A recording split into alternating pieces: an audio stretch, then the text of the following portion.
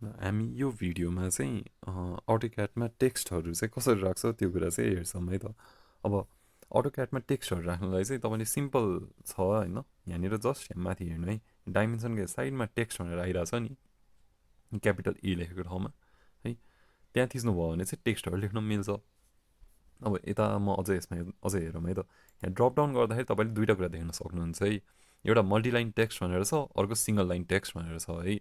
अब यो नामैबाट क्लियर छ कि मल्टिलाइन टेक्स्ट चाहिँ मल्टिपल लाइनमा टेक्स्टहरू लेख्न दिन्छ है, सिङ्गल लाइन टेक्स्ट चाहिँ सिङ्गल लाइनमा मात्रै टेक्स्टहरू लेख्न दिन्छ है।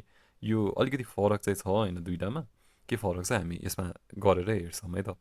म सुरुमा मल्टिलाइन टेक्स्ट गरिदिन्छु है, यहाँनिर म एउटा बक्स सेलेक्ट गरिदिन्छु है, त्यसपछि म के लेखिदिन्छु भन्दा मल्टी लाइन भनेपछि फेरि टेक्स्ट भनेर राखिदिन्छु है। मैले मल्टीपछि एन्टर थिचेँ, लाइनपछि पनि एन्टर थिचेँ अनि टेक्स्ट लेखेँ है। अब यसमा हेर्नु है त, यो के भइरहेछ भन्दाखेरि ठ्याक्क मल्टिपल लाइन्स जस्तो भएर बसेछ नि, यहाँनिर एक लाइन, यहाँनिर अर्को लाइन, यहाँनिर अर्को लाइन भयो है, यो मल्टिपल लाइन टेक्स्ट भयो है।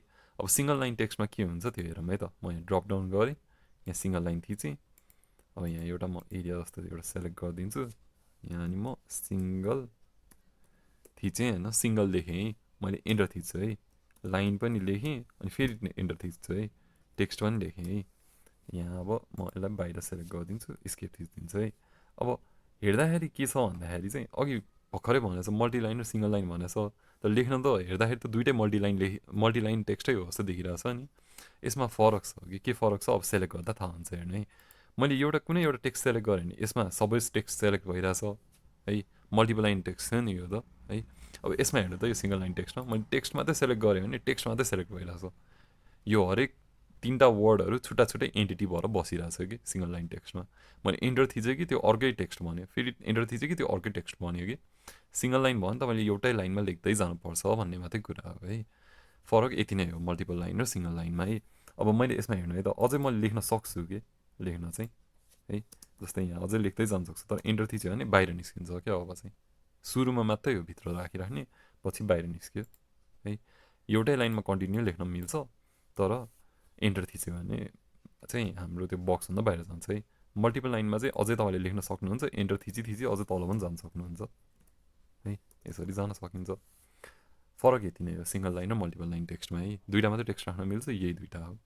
अब तपाईँहरूलाई चाहिँ के लाग्छ भन्दाखेरि चाहिँ यो टेक्स्ट चाहिँ अलिकति ठुलो आयो, त्यसलाई म सानो बनाउन चाहन्छु भने हो भने चाहिँ तपाईँले के गर्न सक्नुहुन्छ भन्दा यो सेलेक्ट गर्नु, त्यसपछि प्रपर्टिजमा जानु है, प्रपर्टिजमा यहाँनिर टेक्स्ट हाइट भनेर लेखिरहेछ है, अहिले कति छ 0.9556 छ, त्यसलाई म 0.5 बनाइदिन्छु, हेर्नु त त्यो मल्टिलाइन टेक्स्ट सानो भयो नि है। त्यस्तै गरी म सिङ्गल लाइन टेक्स्ट चाहिँ नि सानो बनाइदिन्छु है, सिङ्गल लाइन टेक्स्ट चाहिँ यहाँ हाइट भनेर छ, यसलाई म 0.5 बनाइदिन्छु है, यो पनि सानो भयो। अब सिङ्गल लाइन टेक्स्टमा त हरेक वर्डलाई पनि तपाईँले छुट्टा छुट्टै टेक्स्ट हाइट दिन सक्नुहुन्छ, मैले यो अब 2.5 दिइदिउँ न है, यसरी दिन सक्नुहुन्छ है। अब टेक्स्ट हाइटको कुरा पनि भयो है। अब तपाईँलाई के लाग्छ भन्दाखेरि चाहिँ यहाँनिर मलाई यो फन्टको स्टाइलै मन परिरहेको छैन भन्ने पनि फिलिङ आइरहेको होला होइन, त्यो फन्टको स्टाइल चाहिँ कसरी चेन्ज गर्ने त्यो कुरा पनि हेरौँ है त। सुरुमा के गर्नु भन्दाखेरि अब मल्टिलाइनकै म सेलेक्ट गरेर देखाइदिन्छु है, मैले यो सेलेक्ट गरेँ, यहाँनिर स्टाइल भनेर आइरहेछ नि है, स्टाइलमा के छ त स्ट्यान्डर्ड छ है, हामीले के दिइरहेछौँ भन्दाखेरि यसलाई चाहिँ स्ट्यान्डर्ड स्टाइल दिइरहेछौँ भनेर बुझ्नुपर्छ कि त्यो हुँदाखेरि है। त्यस्तै गरी यो टेक्स्टको पनि हेरौँ है त, के छ भन्दाखेरि स्टाइल स्ट्यान्डर्डै छ रहेछ है।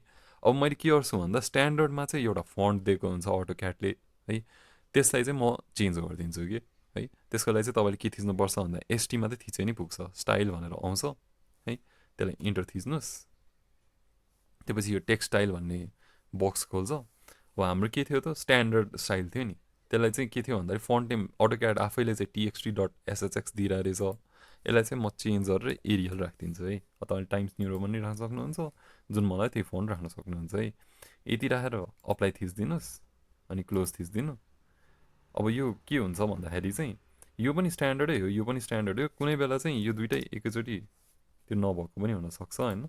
यसलाई म एकचोटि पठाएँ त यहाँ स्ट्यान्डर्डमा गएर फेरि स्ट्यान्डर्ड दिइदिउँ है, यो कुनै कुनै बेला चाहिँ यो अलिकति प्रब्लमहरू चाहिँ आउनसक्छ कि स्ट्यान्डर्डै भए तापनि लोड हुँदाखेरि चाहिँ प्रब्लम लिएर आउँछ कि। म लेजेन्ड दिएँ, स्ट्यान्डर्ड दिएँ है, कुनै बेला चाहिँ यस्तो प्रब्लमहरू आउँछ है मैले स्ट्यान्डर्डै दिएँ है अब यो हाम्रो अटोक्याडमा चाहिँ केही न केही प्रब्लमहरू आएको हुनसक्छ होइन जस त्यो प्रब्लम चाहिँ सल्भ गर्न पनि जान्नुपर्छ है हामीले स्ट्यान्डर्डै दिएको थियौँ स्ट्यान्डर्डमा एरियल थियो ठ्याक्क अब सबैमा एरियल आयो है टेक्स्टको कुराहरूमा चाहिँ यति नै हो जस्तो लाग्छ मलाई मल्टिपल लाइन सिङ्गल लाइन भयो फन्ट साइज भयो अनि यो फन्ट स्टाइल भयो है हामीलाई टेक्स्टमा चाहिने कुरा यति नै हो अटोक्याडमा